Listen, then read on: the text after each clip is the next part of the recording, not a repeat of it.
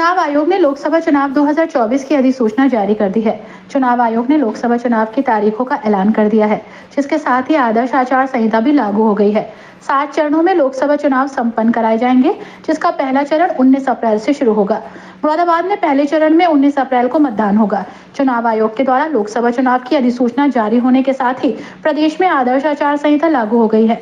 इस कड़ी में मुरादाबाद जनपद में भी लोकसभा चुनाव की तारीखों की घोषणा होते ही आदर्श आचार संहिता लागू होने के बाद शहर में जगह जगह राजनीतिक बैनर होर्डिंग्स को उतारने का काम तेजी से किया जा रहा है।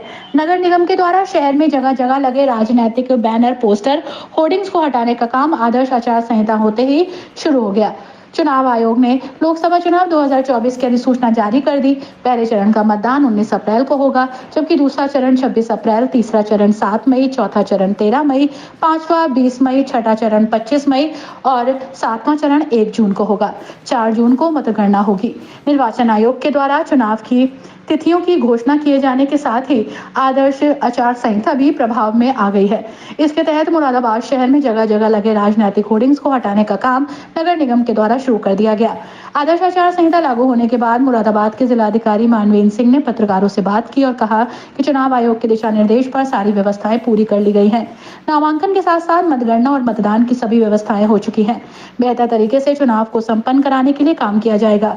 साथ ही उन्होंने ये भी कहा कि चुनाव आचार संहिता उल्लंघन करने वालों पर कार्रवाई की जाएगी।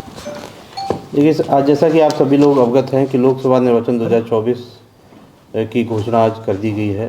आज भारत निर्वाचन आयोग के द्वारा 3 बजे के बाद ये घोषणा कर दी गई है। इस घोषणा के साथ ही सभी पॉलिटिकल पार्टी पर आचार संहिता लागू हो गई है और सब लोग आचार संहिता का पालन करेंगे।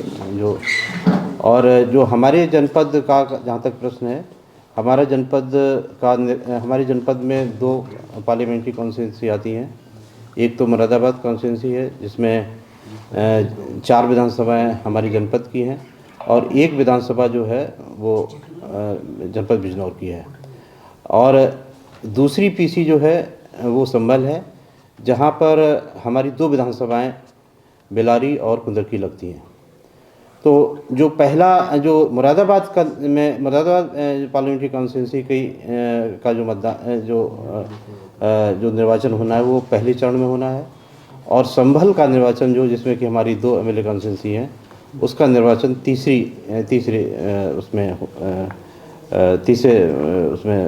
होगा।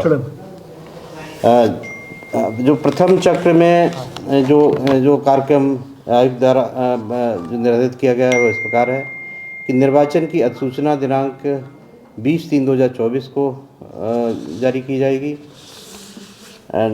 नाम निर्देशन की अंतिम तिथि जो है वो 27/3 है। नाम निर्देशनों की स्क्रूटिनी का दिनांक जो है वो 28/3 है। नाम वापसी हेतु अंतिम दिनांक 30/3 है। 30/3 को 3 बजे तक जो लोग 3 बजे वाइंड अप हो जाता है उस दिन, 30/3 तक जो वापस लेना चाहते हैं वापस ले सकते हैं। मतदान का दिनांक जो है 19/4 है। मतगणना का दिनांक मतगणना 4/6/2024 को होगी। जैसा कि मैंने बताया कि मुरादाबाद लोकसभा क्षेत्र में 4 हमारी विधानसभाएं हैं, कांट, ठाकुरद्वारा, मुरादाबाद ग्रामीण और मुरादाबाद नगर। बढ़ापुर जो है बिजनौर विधानसभा की है। इन सब की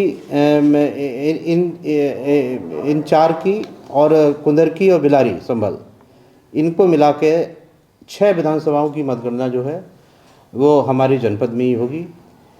बढ़ापुर की जो मतगणना है वो बिजनौर में होगी। तो ये मतगणना जो है यहाँ पर मंडी समिति का जो कार्यालय है वहाँ पर जब निर्वाचन के पश्चात वहीं बॉक्स रखे जाएंगे और वहीं पर मतगणना होगी 4 तारीख से। सर, जो राजनीतिक पार्टियां उनको आपने कोई मैसेज फॉरवर्ड करने के लिए क्या रणनीति तैयार की, कैसे वो चुनाव करेंगे? देखिए, ये लगातार हम लोग उनके साथ बैठक करते हैं और बैठक के माध्यम से भी सूचना देते हैं और उनको समय समय पर हम लोग जानकारियां भी बैठक के माध्यम से उपलब्ध कराते हैं। बैठक ही एकमात्र तरीका है जिसमें हम उनको सूचना देते हैं।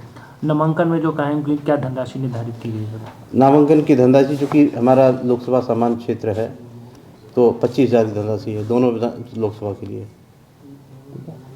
यहाँ पर भी इस तरह के प्रचार सामग्री है, वो उस पर हम लोग 24 घंटे के अंदर कार्रवाई कराएंगे और उसको